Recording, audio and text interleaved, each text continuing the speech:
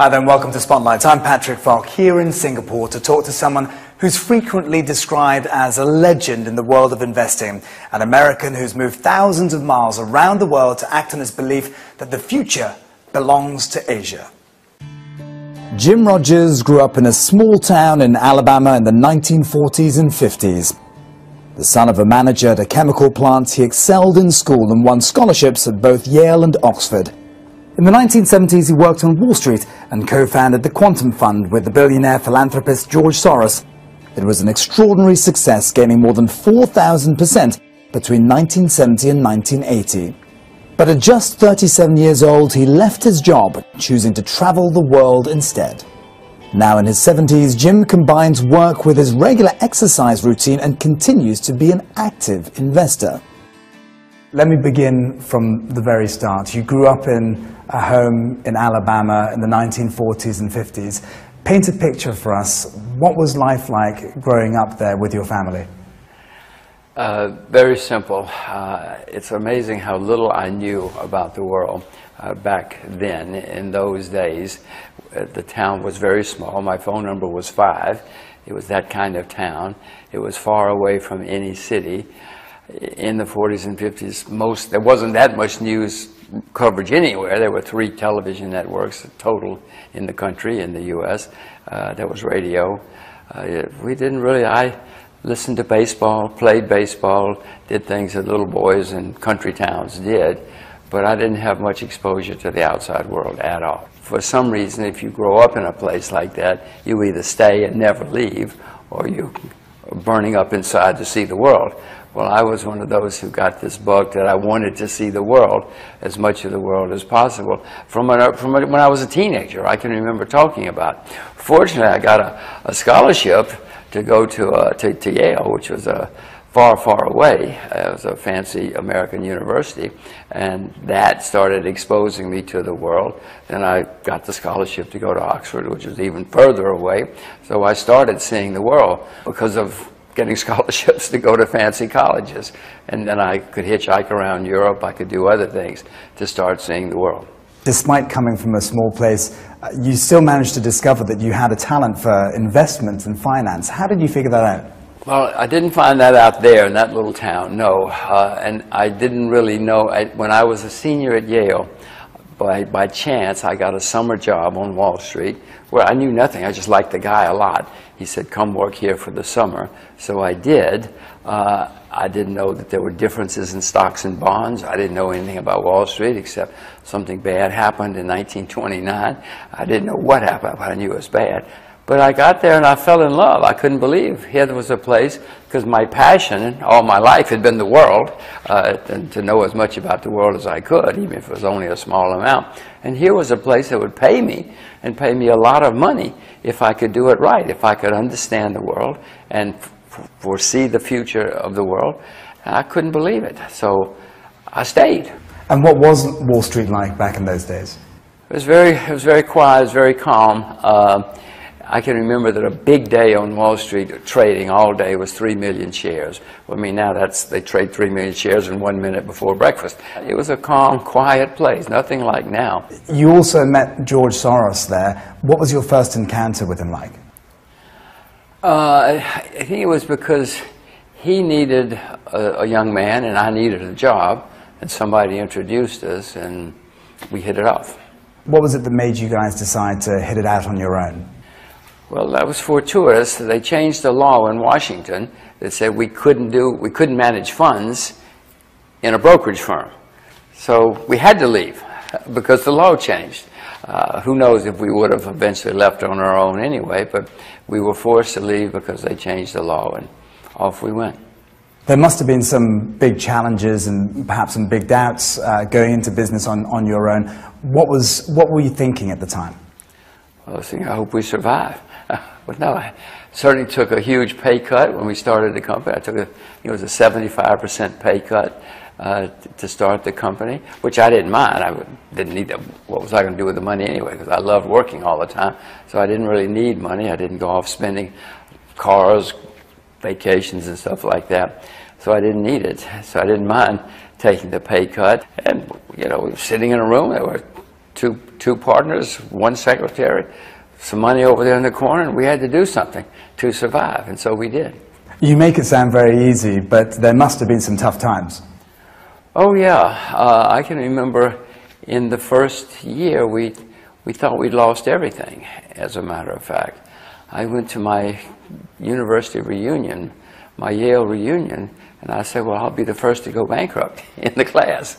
Fortunately, we didn't. We saved the situation and wound up making a lot of money. But at first, there was one period there where we really did very badly. You made gains of 4,200% over the course of the 10 years that you worked together. Did you ever imagine that you would achieve that level of success? No, it's still inconceivable. It's still remarkable that we did that. But it wasn't what I was thinking about. I was just thinking about, I was loving what I was doing.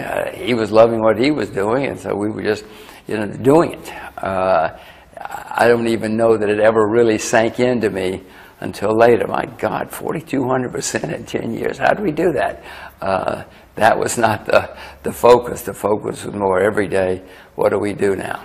At the age of 37, you decided to take another turn in life and leave that all behind. Why was that? I didn't want to wake up one day and still be sitting in front of a computer screen or something. I wanted to go around the world on my motorcycle. I rode through Central Europe behind the Iron Curtain. They let me do that in the early 80s. But the concept of driving around the world was pretty alien, because I wanted to go across Russia and China. To me, it wouldn't have counted otherwise. Sure, I could have gone around the world, but then I would have always said, I didn't really do it. I did an imitation of going around the world. So I set out to get the Russians and the Chinese to let me drive around the world. Looking back on it, that was absurd. Here was an American, a capitalist, going to the Soviet Union and saying, I want to ride my motorcycle across Soviet Union. And the Chinese, the same thing. I went to China in 1984 asking permission, and they were perplexed because they couldn't, why would you want to do it? And they said there are no roads, there are no petrol stations, there are no restaurants, there are no hotels. They were right. I eventually did it. They were right. It couldn't be done. And likewise the Russians. The Russians said, why do you want to go to Siberia? There's nothing out there but forest and jungle, and why would you want to do that? But eventually they both came around and they let me do it, and off I went.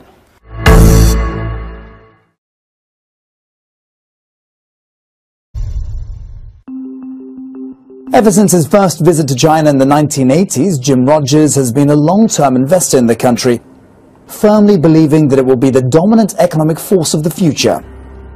So much so that he and his wife Paige moved to Singapore in 2007 so that their daughters would grow up speaking Mandarin. After your travels, you decided to relocate to Singapore, of all places. Why was that? I wanted to make sure my daughter spoke Mandarin, and perfect Mandarin, and understood perfect Mandarin. So we realized that if I was serious, I was going to have to move to a Chinese-speaking city.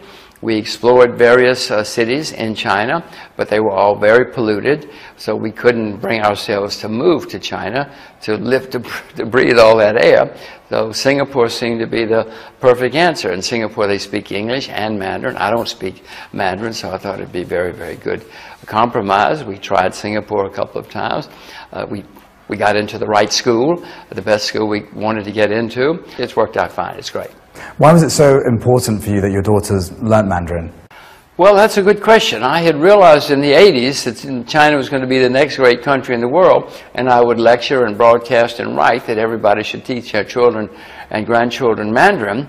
Then I had one, and I had this fixation that I got to teach my children Mandarin.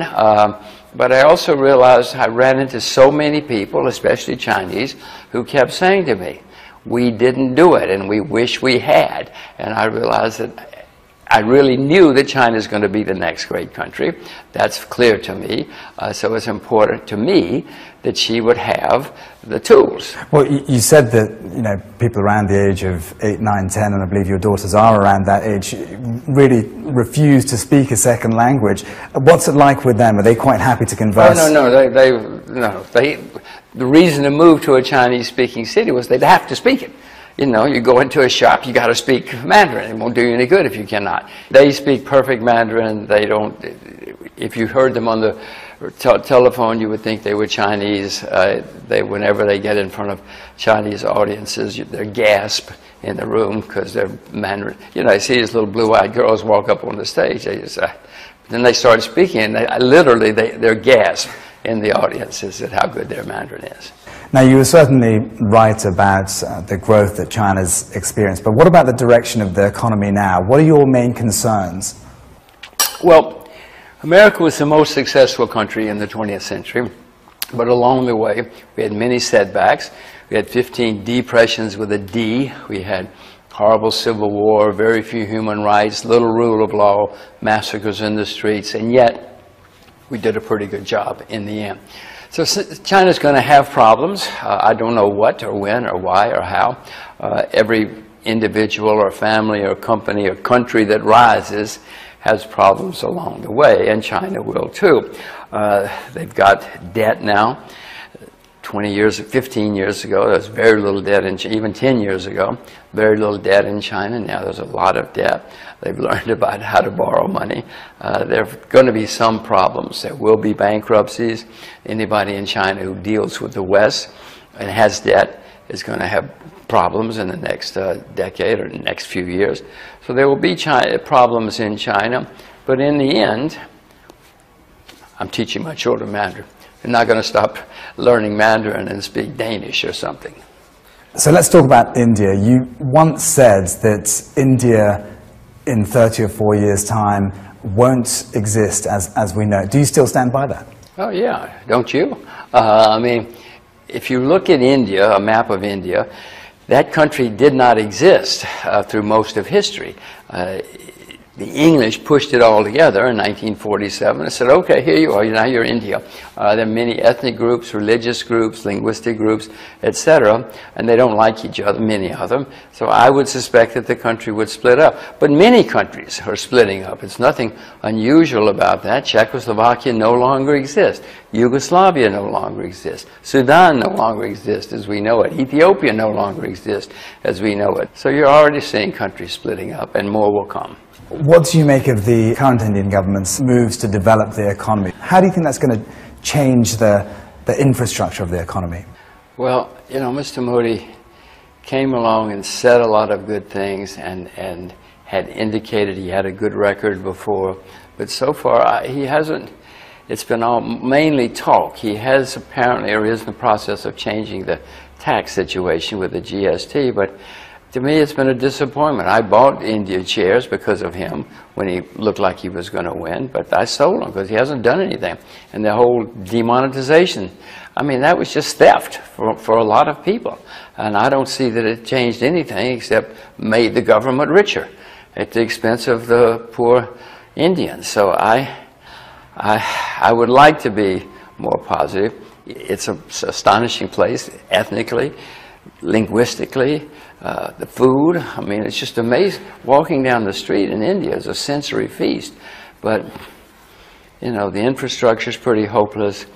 Only half of Indians stay in school till they're 12 years old.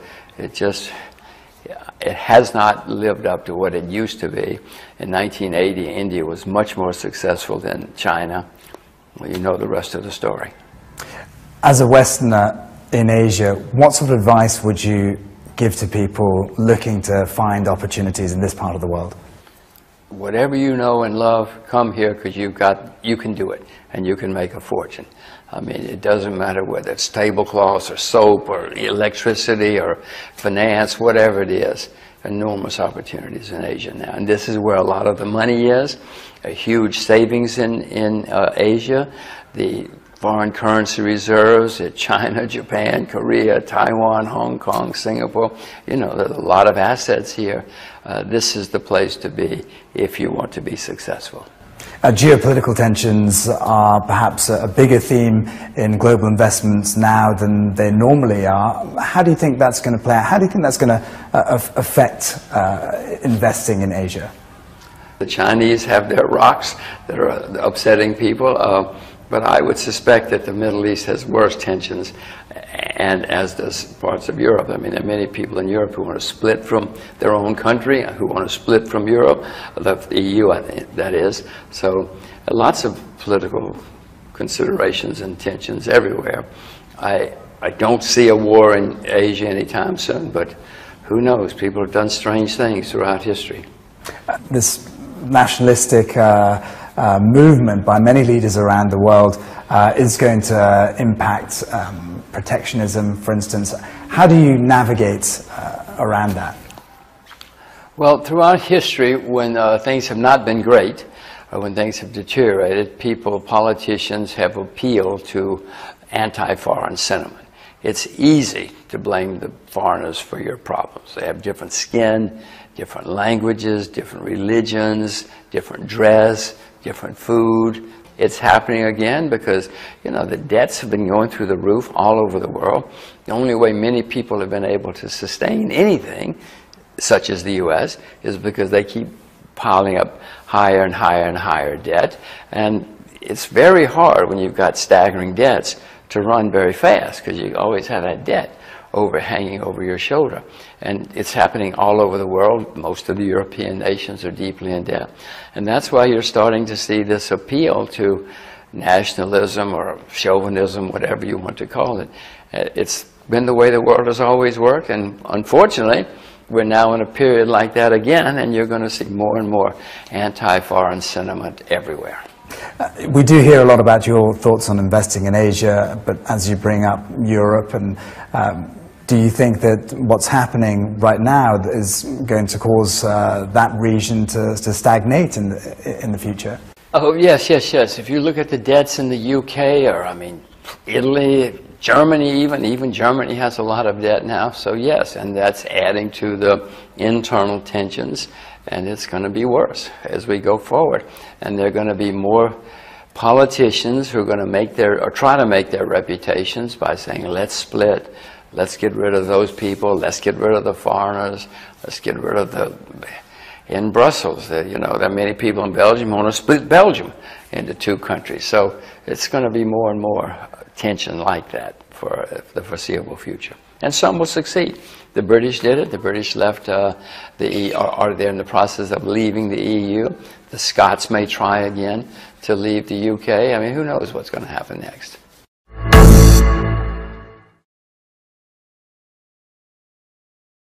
Advances. After years of avoiding putting money into Russia, Jim Rogers is now a regular visitor and a big believer in its potential. He has a stake in the fertilizer company Agro, where he sits on the board, and has also invested in the Moscow Stock Exchange and airline Aeroflot. Привет, привет, привет. All this at a time when relations between Russia and the West have come under strain over Ukraine and alleged attempts by Moscow to influence the American presidential election. Russia has become a sensitive topic in the US for a number of reasons. Do you see that derailing the Trump administration? No, I don't, because Russia, many countries are now becoming friendlier towards Russia. The Philippines, you know, they love whoever the next president of France is, probably is, or they say they're friendly towards Russia. They want to re-examine the whole Russian relationship. Some of the Scandinavian countries have already re-established relationships. I mean, many of the European countries are not happy with the sanctions for good reasons. So no matter what happens in the U.S., I suspect that Russia will become more and more, you know, it's so hated that it's going to be less hated and things will get better, probably even in the U.S. as well. What do you make of President Trump's policies on the economy? Which ones? He the said, U.S. economy. He said he was going to. Well, no, I'm saying, when I say which ones, I mean, I don't know. He's got so many policies. He contradicts himself. He promised us repeatedly he's going to put 45% tariffs on China the first day. Mexico, he's going to have a trade war. I promise you, the first day. He's promised he was going to declare China currency manipulator, et cetera, et cetera. So which policies? He hasn't done it. It's been there 6 weeks now. and he hasn't done many of the things he said he was going to do. I'm not sure Mr. Trump knows what his policies are or what they will be. He hired 3 people who were very keen on a trade war with China. They got very high positions. They were hired early. Now, I don't know if somebody has calmed them. I don't know what's happened. So I don't know what I do know that trade wars are disastrous for everybody, including the innocent bystanders. So if that's what you mean, then it's terrible for all of us. Some of his other policies that he says he's going to cut taxes. That's always good for any economy, any society. He says he's going to rebuild infrastructure. Well, America desperately needs infrastructure. It's deteriorated dramatically in the past 50 years. You've been investing in Russia for several years now. Can you explain what your interest is in the country and what specific areas it is that excite you? I first went to Russia in 1966 and came away saying this will never work, and felt that way for the next 45 or 50 years, that it was hopeless. No matter how many times I went or whatever I saw or driving across, I knew it wouldn't work. Then 2 or 3 years ago, I realized that something had changed in the Kremlin, that they didn't just say we're going to shoot you or take your money away or put you in jail or whatever. That who knows what happened, but there was a change in the Kremlin, and so I started getting interested there. There are huge resources in Russia. There's not a lot of debt like many other countries, because nobody would lend money to them, rightly so, and vast resources, convertible currency, not much debt, so there was everything there, and cheap, and hated, definitely hated. So I started investing. I bought Aeroflot, I bought the stock exchange. Moscow Stock Exchange is publicly traded, the home of Lenin, Stalin, you know. Well, I've got to ask you, because you've said in the past that Russia has the potential to be an agricultural powerhouse. I'm assuming you've invested in agriculture in Russia, and how do you see that developing? My largest holding, or a large holding, is Fosagro, which is a big fertilizer company. I'm a director as well. They made me a director of the company because I am optimistic about agriculture. And in Russia especially, the Russians have vast agricultural potential. It was ruined by the communists, obviously. They totally ruined it. Agriculture is depressed everywhere in the world, but especially in Russia because of what the communists did there. Now agriculture is having a boom, partly because of sanctions. The world said, we're not going to buy your stuff, so we're not going to sell you stuff. So the Russians had to make it themselves. So agriculture is having a boom there, and there are people going back to the farm because of the opportunities there. So no, agriculture's got a great future in Russia. Chinese are starting to move into the Siberian part because there's vast potential there, and a lot of Chinese, and there's a lot of empty land up there in Siberia. So no, it's got to learn how to drive a tractor. Head to Russia, or China, but Russia especially. You've been credited with spotting trends early as well. Are there any trends that you're currently not invested in that you'd like to be in? North Korea. I see great things happening there, great changes. But there's nothing I can do because I'm an American citizen.